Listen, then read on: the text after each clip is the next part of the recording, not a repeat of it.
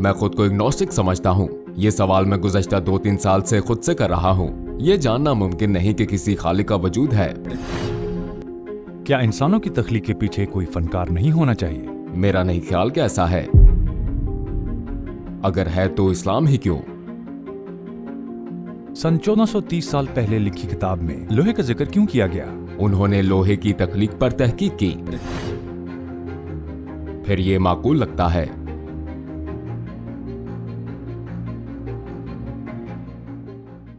आप क्या करते हैं? लगता है आप स्कूल से फारिग हुए हैं। हाँ, मैं टिकटें खरीदने निकला हूँ, अब वापस जा रहा हूँ। आप क्या पढ़ते हैं? मैं जियोमेट्रिक इंजीनियरिंग के पहले साल में हूँ। बहुत अच्छे।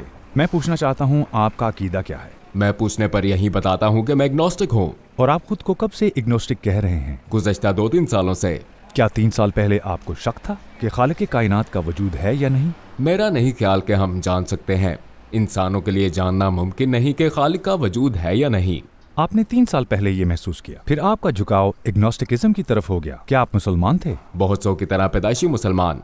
जब इल्म आता है तो शक दूर हो जाता है ना? जब हम सच को पा लें तो एग्नोस्टिकिज्म का खात्मा हो जाना चाहिए। मसलन अगर मैं पूछूं, इस सड़क पर कितने लोग हैं, हम नहीं जान सकते। हम नहीं जान सकते। हमारा ना जानने का दावा उन्हें ना गिनने तक रहेगा। क्या उन्हें गिनने के बाद कोई शक बाकी रह सकता है? कोई शक नहीं रहता। बिल्कुल, जब मालूमात हमारे पास हों तो फैसला किया जा सकता है। आप किसी एक या फिर दूसरी चीज का फैसला करेंगे। अगर हम खालिक कायनात के वजूद का सबूत दे दें तो हकायक जानने के बाद आप अपना जहन तब्दील करेंगे। अगर मैं आपका शक दूर कर दूं, मैं क्यों इनकार करूंगा?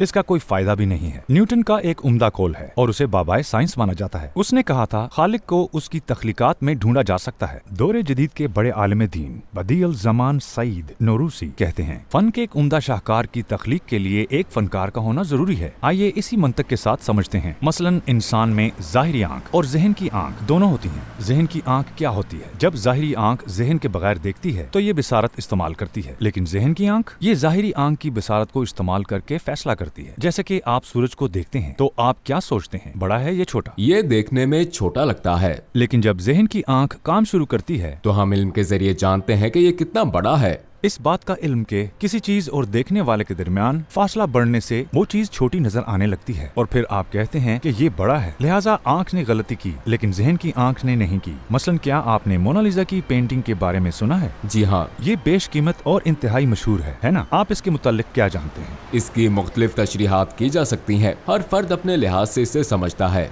दिन ब दिन इसके बारे में नई मालूमात दरियाफ्त होती हैं। डाविंची ने बहुत से इम्तजाजी रंग इस्तेमाल किए थे, हत्ता के लोग रंगों के दरमियान तगय्युर को भी नहीं पहचान सकते। वो रंगों को नहीं जानते। हमें निहायत उम्दा इम्तजाज नजर आता है। लियोनार्डो डाविंची को ये काम मुकम्मल करने में 4 साल लगे। लोग कहते हैं कि ये अनमोल है। क्या आपने कभी इस पेंटिंग में मोनालिसा के जज्बात का मुआयना किया है? ये बताना मुश्किल है कि वो खुश है या उदास। फर्ज करें आप किसी वर्कशॉप में जाते हैं और वहाँ मोनालिसा की पेंटिंग है, वो आपके सामने है और इर्द गिर्द कोई नहीं है। आपकी आंख इसकी तशरीह यूं करती है, क्योंकि यहाँ कोई नहीं है लिहाजा ये खुद से बन गई है। अब देखते हैं कि दीवारों पर वही रंग हैं जो पेंटिंग में हैं। मेरी आंख मुझे बताती है कि हो सकता है यहाँ हवा चली हो जिसने रंग फैला दिया हो और पेंटिंग बन गई हो। ये तो डीज़म नजरिया लगता है।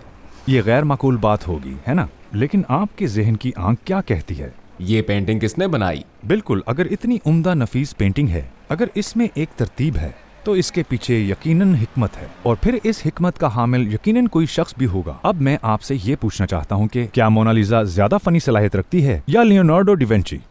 हम कह सकते हैं कि डाविंची ज्यादा शानदार है। यकीनन वो अपनी तख्लीक से ज्यादा फनी सलाहियत रखता है। आप इंसान के जिस्म को जानते हैं। इंसान के जिस्म में 60 के करीब अनासर हैं। अनासर की तरतीब इंतहाई हसास है। अगर मामूली तब्दीली भी वाक़ई हो जाए तो बीमारी आ जाती है ना? बिल्कुल। जिस्म में बहुत से अनासर हैं, जैसे कि आयरन और कॉपर। अगर कॉपर में कमी हो जाए तो सेहत के मसाइल पैदा हो जाएंगे, क्योंकि कॉपर खून को बैलेंस करता है। लिहाजा मैं ये कहूँगा कि अनासर को दुरुस्त मिकदार में यकजा किया गया और एक हैरत अंगेज इंसानी जिस्म तख्लीक पाया। ठीक है, हाँ, एक शाहकार तख्लीक हुई, लेकिन अगर खालिक मौजूद है तो। मेरी बात मुकम्मल हो जाए फिर आप इसे समझ सकते हैं। मैं आपसे एक चीज पूछता हूँ, फिर माइक्रोफोन आपके हवाले। हम मुत्तफिक हैं कि मोनालिसा के खुद से तख्लीक होने का कोई इम्कान नहीं, तो इंसानी जिस्म जो मुकम्मल तौर पर मुतवाजन 60 से ज्यादा अनासर का हामिल शाहकार है, इत्तफाकन कैसे तख्लीक हो सकता है? क्या ये इम्कान है कि इसका खालिक मौजूद नहीं? हम कह चुके हैं कि मोनालिसा को लाजमन किसी फनकार ने बनाया है, तो क्या इस बात का इम्कान है कि खुद लियोनार्डो डाविंची को किसी फनकार ने नहीं बनाया होगा? मेरे ख्याल में लियोनार्डो डा विंची का कोई भी खालिक हो सकता है, मगर हम यकीन से नहीं कह सकते। लेकिन हम इस पर तो यकीन रख सकते हैं कि क्या हो सकता है और क्या नहीं। जैसा कि हमने कहा, अगर ऐसा होता कि हवा रंग को बिखेर कर मोनालिसा तख्लीक कर देती, ये नहीं हो सकता था। तो फिर किसी ने इंसान को भी बनाया है। चले हम कहते हैं कि एक्स ने इसे बनाया, मसलन एक्स या वाई ने, लेकिन मैं इसे बनाने वाले की सिफात का पता लगा सकता हूँ। उसके पास लाजमन हिकमत है। अगर मोनालिसा की पेंटिंग जहानत के बगैर नहीं बन सकती, तो इंसान इसके बगैर कैसे बन सकता है? और दर हकीकत यहाँ तो करोड़ों इंसान हैं, यानी करोड़ों शाहकार हैं। फिर क्या हम कह सकते हैं कि वो इल्म वाला है, ख्वाह वो जो भी हो? अगर कोई खालिक है तो हम कह सकते हैं कि वो इल्म वाला है। क्या सिफ्त को इस्म के बगैर बयान किया जा सकता है? मसलन मैंने कहा बहुत ज़हीन, तो किसी ने ध्यान नहीं दिया। आपको पूछना चाहिए कौन ज़हीन है। अगर मैं कहूँ कि फलां ज़हीन है, तो मैंने ये सिफ्त किसी शख्स से मुंसलिक कर दी। ठीक है, हम इस सवाल का जवाब जरूर देंगे अगर हम ये मान लें कि कोई ज़हीन है, तो हम खुद ब खुद खालिक का वजूद मान लेते हैं। क्या ये मानना खुद ब खुद नहीं हो जाएगा? हाँ बिल्कुल। हम कौन सी दीगर सफ़ात को देख सकते हैं? अगर खालिक खुद जिंदा ना हो तो क्या जिंदगी तख्लीक हो सकती है? नहीं। तो फिर हमें कहना पड़ेगा सबसे अहम पहले जिंदगी, दूसरा हिकमत, तभी वो इतना माहिर फन है, तीसरा कुदरत। कुदरत क्या है? जो चाहना वो करना। ठीक है, तख्लीक करने या ना करने का फैसला। लिहाजा मैं देखता हूँ कि वो कुदरत रखता है। चौथा ताकत। ताकत क्या है? जोर, कुव्वत। हाँ, बताएं क्या कोई माजूर शख्स ये फन दिखा सकता है? ये मुश्किल होगा। अगर वो हरकत नहीं कर सकता तो तख्लीक नहीं कर सकता। लिहाजा मैं कहूँगा इसके पास ताकत, जिंदगी, कुदरत और हिकमत है। क्या हम खालिक की सिफात तलाश कर सकते हैं जिसे हमने एक्स या वाई कहा है? बिल्कुल।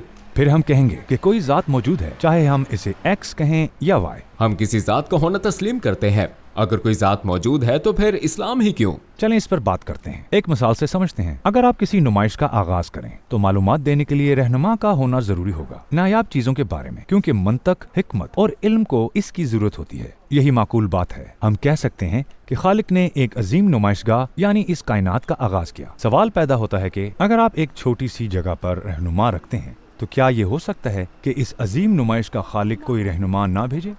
नहीं, ऐसा नहीं होगा। आइए फिर कहते हैं, हाँ एक नबी आए हैं, आखिरी नबी आए। आखिरी नबी क्या लेकर आए? कुरान। ठीक है, फिर मुझे ये कहने दें, अगर मैं साबित कर दूं कि कुरान को कोई इंसान नहीं लिख सकता या कुरान सिर्फ वही के जरिए नाजिल किया जा सकता है, तो क्या मैं इस्लाम को साबित नहीं कर दूंगा? यकीनन। फिर भाई मुझे ये मिसाल पेश करने दें। कुरान में एक सूरा है अल हदीद। क्या आपने पहले इसके मुतालिक सुना है? अरबी में हदीद लोहे को कहते हैं। सूरह अल हदीद की एक आयत में कहा गया है वनज़लनल हदीद, और हमने लोहा भी उतारा है। नाजिल का लफ्ज नजूल से निकला है। नजूल का मतलब है नीचे उतारा जाना। इसे दीगर हवालों से भी बयान किया जा सकता है, जैसे कि बारिश का नाजिल होना या मुकद्दस किताबों का नाजिल होना। इसी तरह लोहे के लिए नाजिल किए जाने की इस्तिलाह इस्तेमाल होती है। फिर एक नुक्ता हमारी तवज्जो अपनी जानिब मरकूज करता है। लोहे को 1430 साल पहले उतारे गए कुरान में आसमान से नाजिल करदा क्यों कहा गया? उन्होंने इस बात का जवाब तलाश किया कि लोहा कैसे जाहिर हुआ। लेकिन अमूमन लोहे को जमीन से निकाला जाता है। आयत में कहा गया है कि हमने इसे आसमान से उतारा है। साइंसदानों ने हाल ही में ये दरियाफ्त किया है कि लोहा आसमान से आया है, क्योंकि दुनिया और निजाम शमसी में इतनी हरारत नहीं है कि लोहा तख्लीक पा सके। नोवा और सुपरनोवा के दरमियान होने वाले धमाके से लोहे का अंसर शहाब साकिब की सूरत में नीचे आया। अब मेरे पास वाज़े इल्म आ गया कि लोहा आसमान से आया है और साइंस इसकी तस्दीक करती है। फिर मुझे पूछना चाहिए कि लोहे के आसमान से नजूल से मुताल्लिक मालूमात इतनी पुरानी किताब में कैसे मिल सकती है? इस बात के क्या इम्कानात हैं कि किसी इंसान को ये मालूमात हासिल थी? क्या इसका कोई इम्कान है? हमने तो इस सदी में इसे दरियाफ्त किया है, लिहाजा कोई इम्कान नहीं कि इसे किसी इंसान ने लिखा है। मुझे ये इल्म मिलता है कि यही सच्चे नबी हैं और बरहक मुकद्दस किताब कुरान है। मैं आपको एक और मिसाल देता हूँ भाई।